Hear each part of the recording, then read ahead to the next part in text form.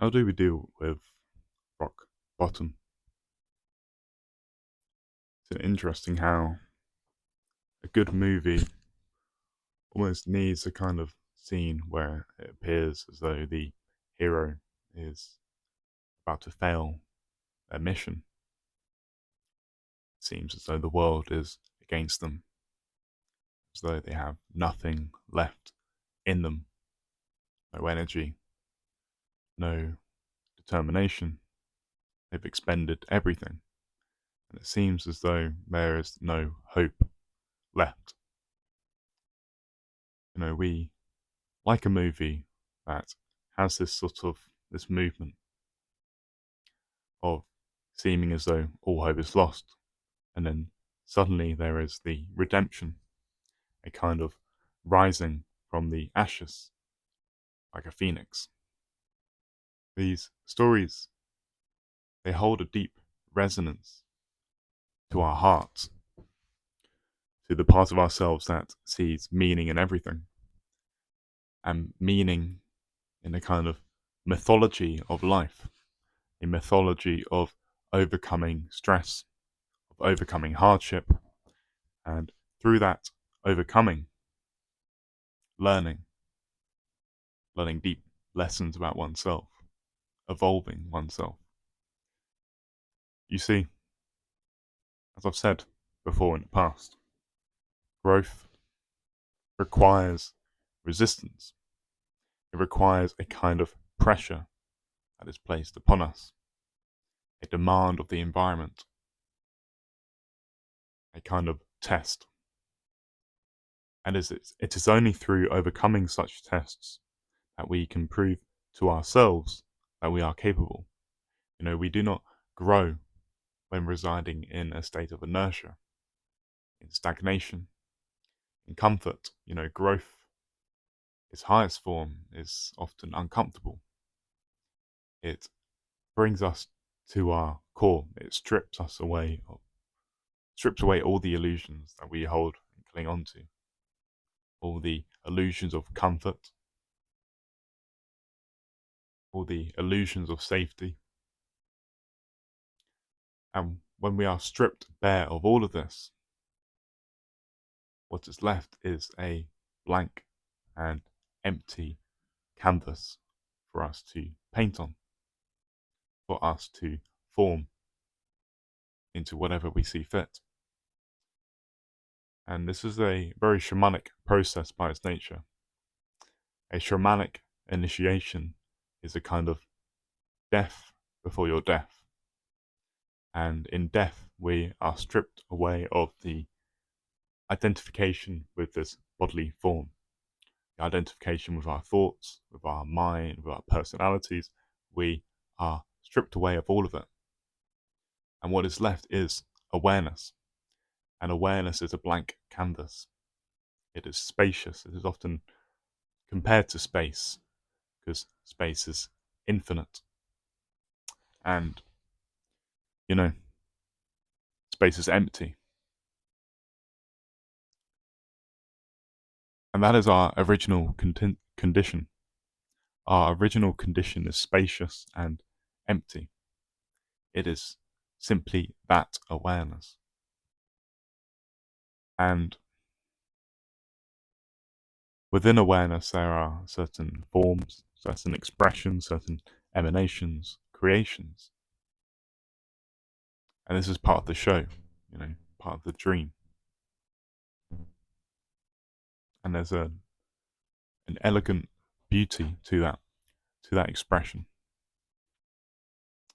And it's fascinating how within this dream that awareness has created for itself to evolve and express within itself. It is interesting how certain expressions within the dream, there are certain organisms like dogs, cats, certain people, how these expressions can forget their true nature. It's a kind of amnesia that is induced.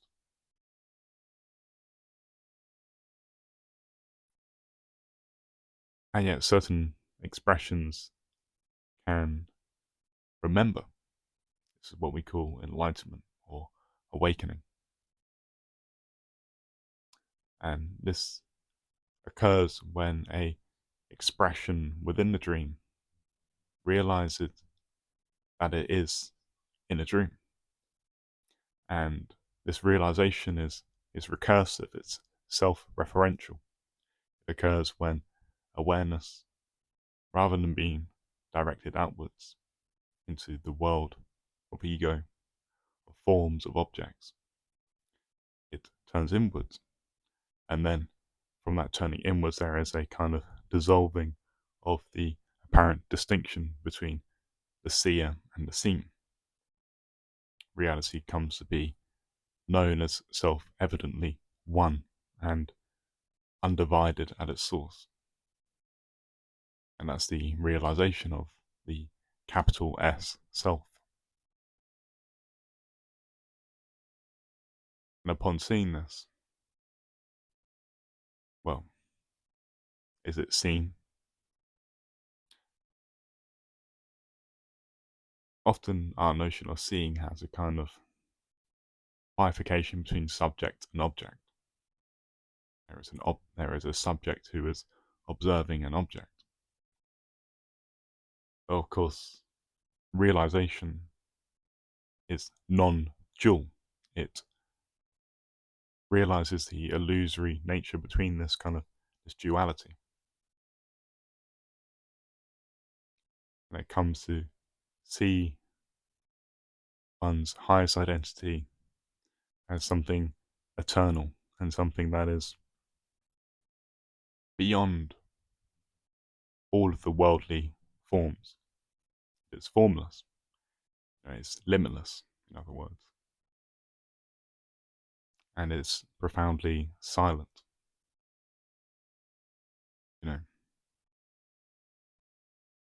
And we can embody it at any time when the mind is totally silent. It is our original nature. It is always there. It's not attained. It's not cultivated.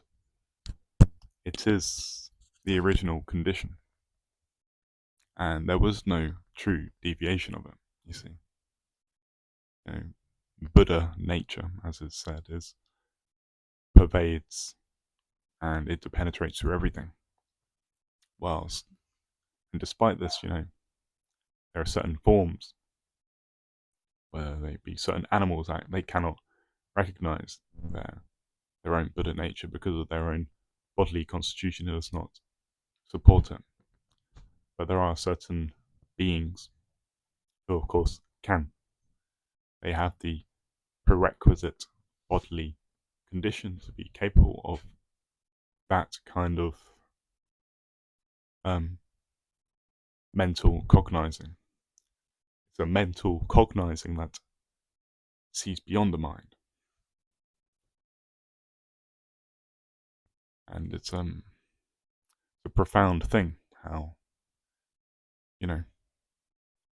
God or Brahma expresses itself in this sort of way, in this sort of evolution of life, and then the evolving into a form of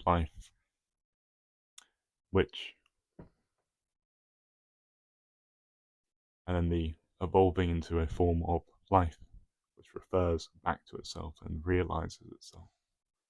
Very powerful thing.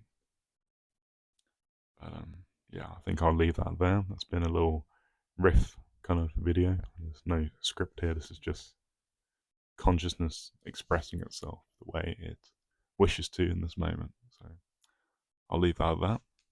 Goodbye.